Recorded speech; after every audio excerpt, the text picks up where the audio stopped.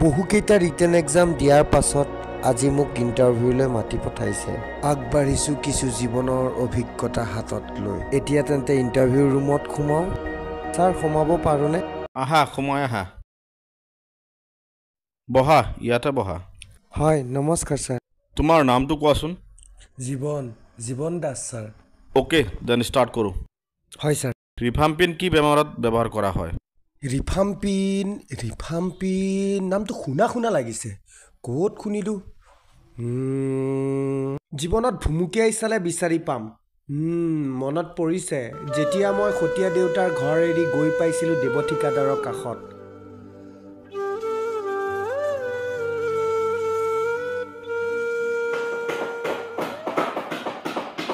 অলপ জলদি নেচোন।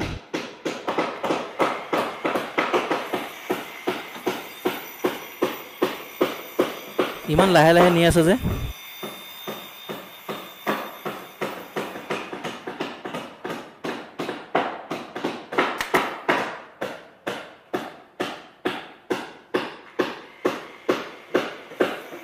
এইখিনি থ, ভাত বনাই লৈ আহিবি।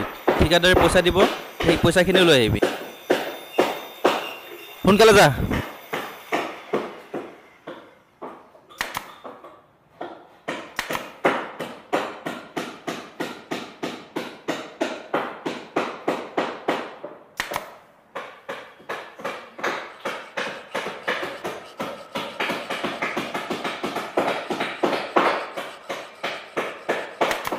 দাদা মই যাওঁ।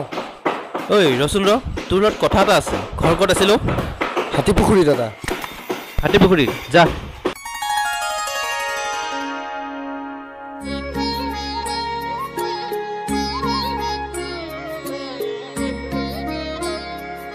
এয়া হৈছে দেৱ ঠিকাদাৰ। দেখাত মানুহজন খঙাল হ'লেও বহুতেই মৰমীয়াল। অতি কম সময়ৰ ভিতৰতে তেওঁ আপোন হৈ পৰিছিলোঁ মই। সময় পাৰ হৈছিল।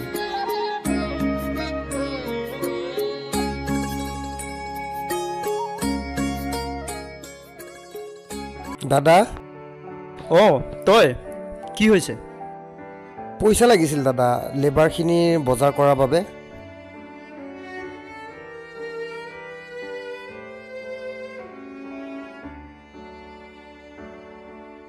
এয়া ল, লিষ্টমতে চব লৈ আনিবি। আৰু এই আগফালে দোকান আছে যে, তাৰ পৰা 2টা ৰজনীগন্ধা লৈ আনিবি মোৰ কাৰণে। হ'ব দাদা। ঐ ৰচোন, এইটো ল, তোৰ কিবা লাগিলে লৈ ল'বি। আৰু তই ঘৰত কেতিয়া যাবি মোক কৈ দিবি। দাদা মই বেছি ঘৰলৈ নাযাওঁ, আৰু গ'লে আপোনাক মই কৈয়ে যাম দিয়ক দাদা। কিয়? তোৰ ঘৰত নিজৰ কোনো নাই নেকি? মা দেউতা থকাততো আছে, কিন্তু মা সতীয়া আৰু দেউতাও ঠিক তেনেকৈ নিবিচাৰে। ভাই ককাই? এজন আছে দাদা, আৰু মই এবাৰ পূজাত ঘৰত যাম। যোৱাবাৰ পূজাত গৈ মই বিহুত ঘূৰি আহিছিলোঁ। হ'ব এতিয়া তই দোকানলৈ যা, আহি পেলাই ভাত বনা। ঠিক আছে দাদা।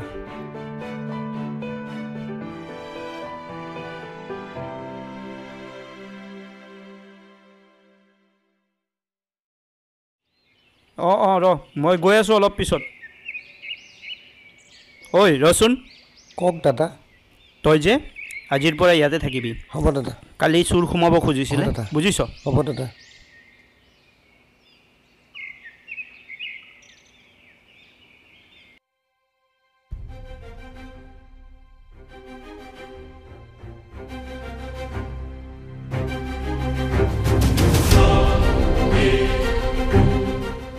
মা!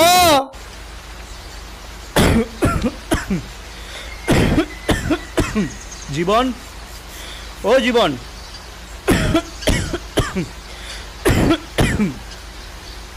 দাদা। এইখন ল, মেডিচিন কেইটা লৈ আনিবি। আৰু তই আজি ছাইডখিনি অলপ চাই দিবি। মই যাব নোৱাৰোঁ, মোৰ গাটো অলপ বেয়া হৈ আছে। হ'ব দাদা।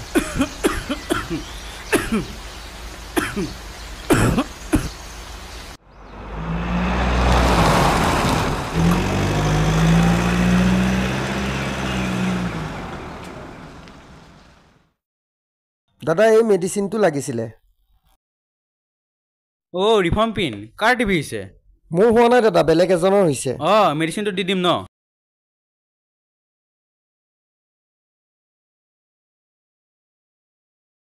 130 টকা দিয়া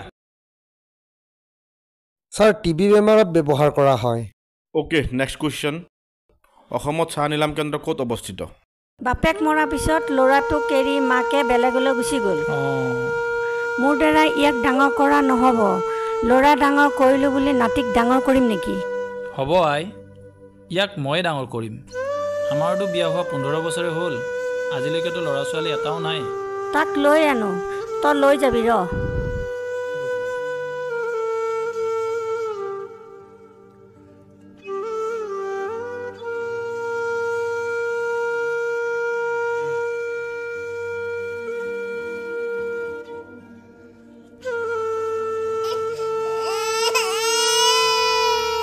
আহো দিয়ক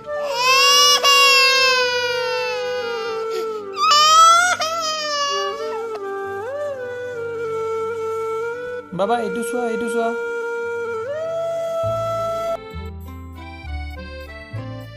হে আমাৰ ধুনু এৰা গৈছো এৰা চোৱা আহিচোন তোমাৰ বাবে মই কি উপহাৰ আনিছো এইয়া আমাৰ ধুনু বাবা চোৱাচোন চোৱা এইয়া তোমাৰ বা ইমান মৰম লগা কেঁচুৱা ইয়েই আমাৰ সকলো সপোন পূৰণ কৰিব কি নাম ইয়াৰ ইয়েই আমাৰ জীৱন সম্পূৰ্ণ কৰিব গতিকে ইয়াৰ নাম জীৱন আহা মোৰ বাবা ইমান মৰম লগা ন ইয়াক আমি খুব মৰমত ৰাখিম এয়া ন তোমাৰ মা হয় দেই যোৱা মাৰ কলাত যোৱা হে আহা বাবা খোজকাঢ়া অকমান বঢ়িয়া ধৰা দেউতা ধৰা মই এইফালে ধৰা দেউতা ধৰা জীৱন ক'ত তুমি ধৰা দেউতা এইফালে জীৱনক ধৰা দেউতা ধৰা এইফালে মই এইফালে দেউতা মই যাওঁ দেই বাবা যোৱা বাই বাই জীৱন যাবা দেই বেটা ভালকৈ ৰাস্তা পাৰ হওঁতে একেবাৰে সাৱধান কিন্তু দেই বেটা হ'ব দেউতা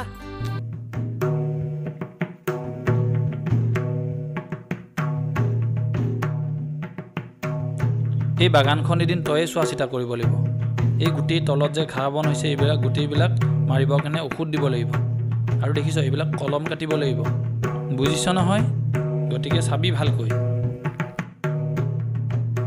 দেউতা আমিতো কেঁচা পাতবোৰ 16 টকা কেজিমানকৈ বিক্ৰী কৰোঁ কিন্তু আমি চাহপাত কিনিব গ'লে 250 টকাৰ পৰা 300 টকা কেজি লয় কিয় দেউতা এইটোৱেইটো কথা আমাৰ পৰা নিয়া চাহপাতবোৰ গুৱাহাটীত থকা চাহ নিলাম কেন্দ্ৰত বিক্ৰী হয় আৰু ভাল চাহপাত 600 টকা পৰ্যন্ত কেজি পায় ছাৰ গুৱাহাটীত চাহ নিলাম কেন্দ্ৰটো আছে ঠিক আছে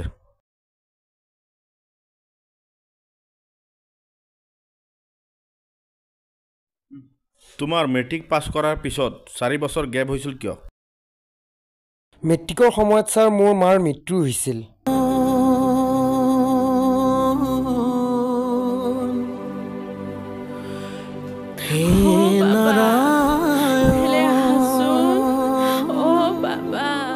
মই বহুত খৰচ কৰিলোঁ বহুত টকা পইচা খৰচ কৰিও একো নহ'ল বন্ধু তই কৰিব লগাখিনি কৰিছই বাকী ঈশ্বৰৰ ওপৰত কথা কপালত যি আছে তাকে হ'ব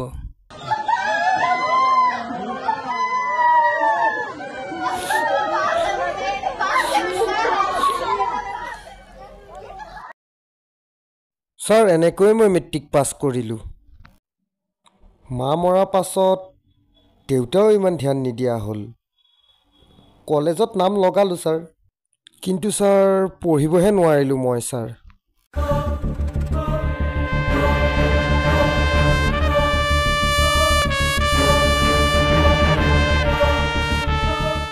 তই চালা ইয়াক কিয় এৰি গলি মই তোমাৰ বাবেহে উপহাৰ আনিছিলোঁ তুমিয়েই আজি নাই কি কৰিম মই উপহাৰ ওলা মই আৰু এজনী বিয়া পাতিম দেখাই দিম তহঁতক 4 বছৰ গেপছৰ কথা সুধিছিলোঁ নকলা যে ছাৰ মই ভাড়াঘৰত আছিলোঁ আৰু মেছ কৰিও খাইছিলোঁ মানে ছাৰ 2020 চনৰ কথা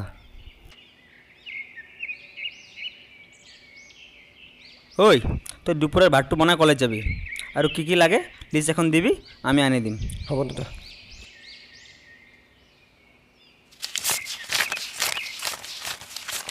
ঐ এইটো ল তোৰ 10 তাৰিখৰ পৰা 10 তাৰিখলৈকে ক্লিয়াৰ কামবোৰ ভালকৈ কৰিবি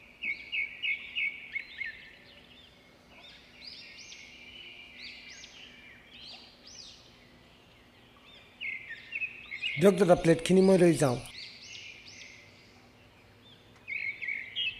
মই অলপ ওলাই যাওঁ ৰ পিছে ডেকা ল'ৰা ঘৰৰ পৰা একো সহায় সহযোগ নাপালা নেকি মানে ছাৰ দেউতাৰ সামৰ্থ্যও নাছিল আৰু দেউতাৰ হাত বন্ধাও আছিলে পিছে ঠিক আছে নেক্সট কুৱেশ্যন মেথছ ভাল পোৱা নে বেয়া নাপাওঁ ছাৰ জানো আৰু অলপ চলপ পিছে কোৱাচোন 1 বিঘা 2 কঠা মাটিত কিমান বৰ্গ চেণ্টিমিটাৰ ছাৰ পেপাৰ এখন পাম নেকি ৰ'বা পাবাতো কিয় নাপাবা লোৱা এইখন লোৱা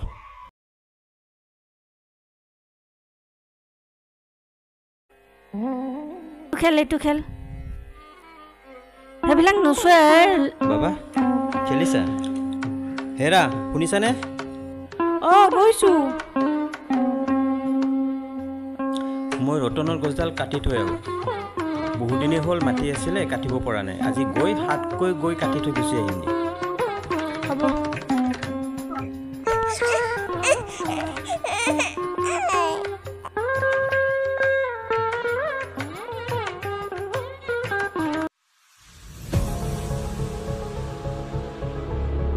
বোৱাৰী বোৱাৰী তহঁতৰ ই গছৰ পৰা পৰিল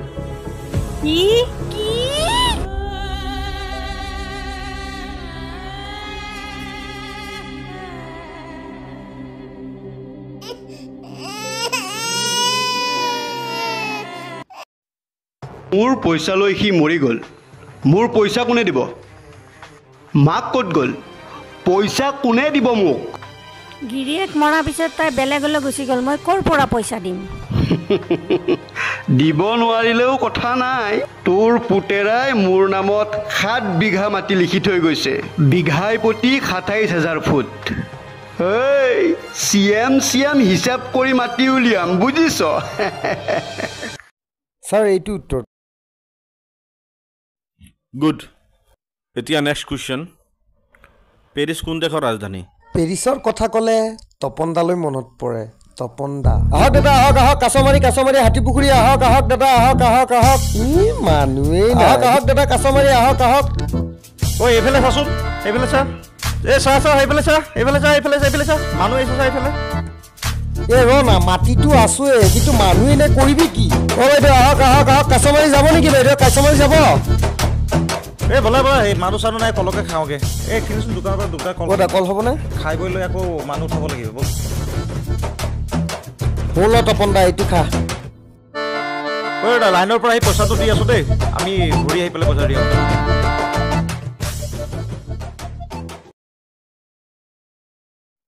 জীৱন কি হ'ল তোৰ কিয় মন মাৰি আছ মানে আজিকালি তোৰ মোৰ দেউতাই মানে মোক ভাল নোপোৱা হৈছে জান কয় আকৌ বিয়া পাতিব বোলে কি কথা কয় হে কৈছে মই বোলে নিজৰ সন্তান নহয় নিজৰ নহয় এইবিলাক কথা বাদ দে মন বেয়া নকৰ এইফালে চাচোন ছোৱালী আহিছে চা কি ধুনীয়া ছোৱালী চাচোন চা এইজনী চাচোন কি ধুনীয়া লাগিছে চা দেখিছ মিঠা মিঠা লগা চাউনিত মজা লাগিছে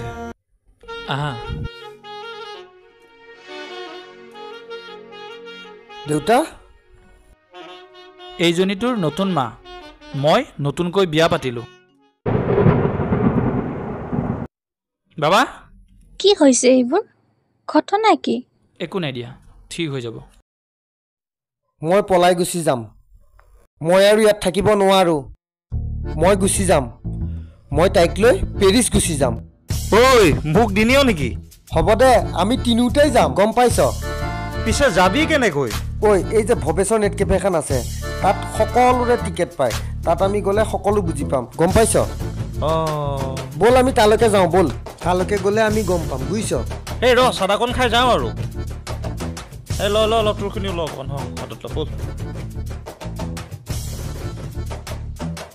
দাদা পেৰিছ যাম পাছপৰ্ট আছে নাই দাদা পাছপৰ্ট লাগিব লগত 2 লাখ টকা আছে তোৰ তাত বাৰু কচোন পেৰিছ কোন দেশৰ ৰাজধানী নাজানো দাদা ফ্ৰান্স আগে ইংৰাজী আৰু ফ্ৰান্স ক'ব শিক তাৰ পাছত পেৰিছলৈ যাবি তহঁতে পেৰিছলৈ যাব নোৱাৰিবি যা যা ওলা ইয়াৰ পৰা ঐ কাক কথা ক'ব লাগিছ তই মানুহ চিনিবা চুলি কাজিয়া নকৰিবি কাজিয়া নকৰিবি আনা এইবিলাক বাদ দেচোন ঐ কাজিয়া নকৰিবি আহৈ বল ঐ কাজিয়া নকৰিবি বল নালাগে আহৈ বাদ দে আহৈ ঐ বাদ দে না এইবিলাক আমি এদিন হ'লেও পেৰিছ যাম কিন্তু এতিয়া মই ইয়াৰ পৰা যাম মই আৰু ইয়াত থাকিব নোৱাৰোঁ অ'কে এইটো লাষ্ট কুৱেশ্যন উত্তৰ দিয়া আৰু চাকৰি তোমাৰ কোৱাচোন উইংছ অফ ফায়াৰ গ্ৰন্থখন কোনে ৰচনা কৰিছিল ছাৰ পানী অকণ পাম নেকি অঁ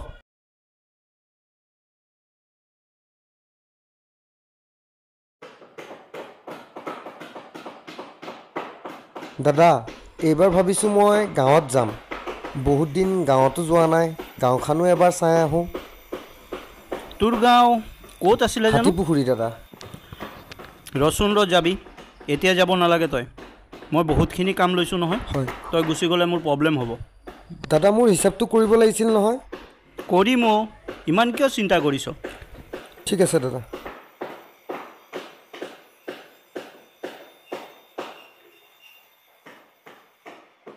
কিয়নো মনে তুমি নহ'লে কৰেহি মোক কামনি এই নিশা পদূলিতে তুমি শেৱালি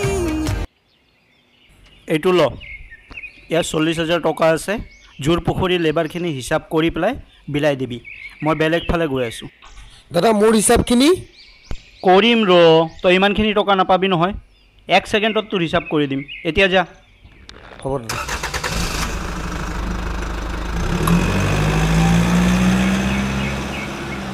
মই 40,000 টকাতকৈ কম পাম 2 বছৰ ধৰি মই একোৱেই পইচা লোৱা নাই কি কৰোঁ এইখিনি পইচা লৈ গুচি যাওঁ নেকি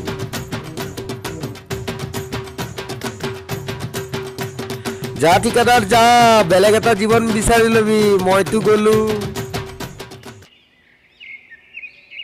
তপন ঐ তপন অঁ জীৱন এইটো ৰাখ ইয়াত 40,000 টকা আছে মোৰ 2 বছৰৰ সাঁচতীয়া ধন আজি মই ঘৰত নাযাওঁ মই নিব আহিম কিন্তু দেই ঠিক আছে কিন্তু তই যাবি ক'ত মই ক'ত যাওঁ নাজানো কিন্তু এইটো মই নিবলৈ আহিম তই ভালদৰে ৰাখি থবি হ'বনে ঠিক আছে এতিয়া মই যাওঁ তই এইটো ভালদৰে ৰাখি থবি অঁ হ'ব দে তই যা এদিন ঘৰৰ পৰা ওলাই আহিছিলোঁ নিজৰ এটি অস্তিত্ব বিচাৰি নিজৰ এটি পৰিচয় বিচাৰি জীৱন সংগ্ৰামত ইমান দৌৰি থাকিব লাগে পলাই থাকিব লাগে য'তেই যাওঁ তাতেই পাওঁ অপমান আৰু লজ্জিত কিয় কিয় কিয় ইমান লজ্জিত হওঁ কিয় ইমান অপমানিত হওঁ কিয় ইমান নিষ্ঠুৰ হ'বলগীয়া হয় এনেকেই পলাই পলাই মই পালোঁ এখন হোটেল যিটো হ'ব মোৰ পৰৱৰ্তী ঠিকনা জানো এই হোটেলখনতে মোৰ অস্তিত্ব বিচাৰি পাম নেকি চেষ্টা কৰিছোঁ জীৱন সংগ্ৰামত জয় হোৱাৰ বাবে দাদা চাহটো লওক এইটো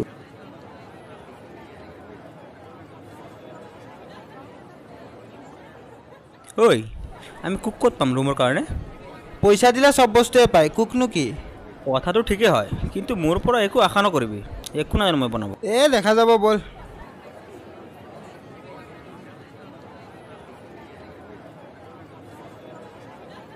দাদা আপোনালোকক কুক লাগিব নেকি তুমি পাৰা হয় দাদা গালি মে ছোৰা শ্বেৰ ডিনাৰৰ নিচিনা কথা হৈ গ'ল এইটো বে ব'লা তেন্তে আমাৰ লগত আমাক কুকুৰ দৰকাৰ আছে দাদা মই বেগটো লৈ আহোঁ তই ইয়াক আমাৰ ৰুমত লৈ যা বিবেকো আহি আছে মই এঠাইৰ পৰা আহি আছে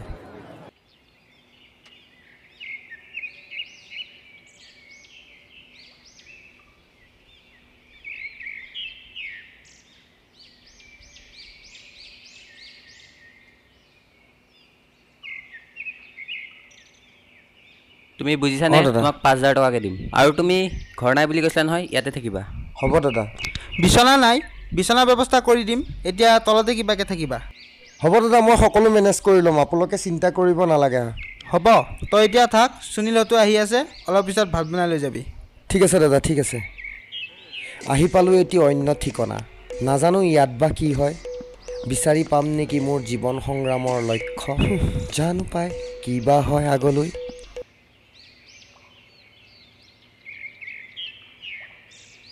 দাদা ময়ো কলেজ যাম হে কি কোৱা হয় দাদা মোৰো কলেজ যাব মন আছে ঠিক আছে মই ব্যৱস্থা কৰি দিম তোমাক হ'ব দাদা আৰু কামটো ভালদৰে কৰিবা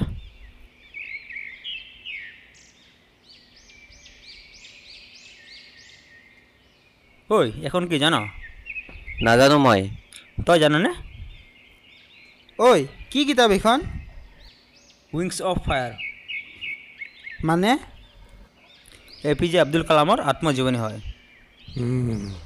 উইংছ অফ ফায়াৰ গ্ৰন্থখন ডক্টৰ APJ আব্দুল কালামৰ আত্মজীৱনী হয় তেওঁ নিজে ৰচনা কৰিছিল এইখন ছাৰ চাকৰি তেন্তে তোমাৰে নে কি নাই ছাৰ জীৱনে বহুত শিকাইছে ছাৰ কিবা এটা ভাল হ'ব বুলি আশা কৰি আছোঁ শিকি আছোঁ চাকৰিও ছাৰ একেই ছাৰ ডাঙৰ ডাঙৰ কথাও ক'ব জানা মানে পিছে এতিয়া কি কৰি আছা তুমি ছাৰ ল'ৰাকেইজনৰ লগত ৰুম এৰাৰ পাছত সকলোৱে নিজৰ নিজৰ চাকৰিত গ'ল ময়ো ছাৰ পকৰি ঠেলা এখন খুলি ল'লোঁ চাকৰিৰ কাৰণে পঢ়ি আছোঁ ছাৰ প্ৰিপেৰেশ্যন কৰি আছোঁ নাজানো ছাৰ চাকৰি পাওঁ নে নাপাওঁ তথাপিও ছাৰ চৰকাৰী চাকৰি এটা কৰি চাব মন আছে চাবলৈ মন আছে ছাৰ চৰকাৰী চাকৰিৰ সংস্কৃতি বিয়া বাৰু পাতিলা নে নাই ছাৰ আপুনি যদি চাকৰিটো দিয়ে নিশ্চয় তাইক সুধিবলৈ যাম ছাৰ বাৰু শুভেচ্ছা থাকিল ধন্যবাদ ছাৰ এনেকৈয়ে মোৰ জীৱন সংগ্ৰামত মই সফল হ'লোঁ আৰু বা কি হয় নেক্সট খণ্ডত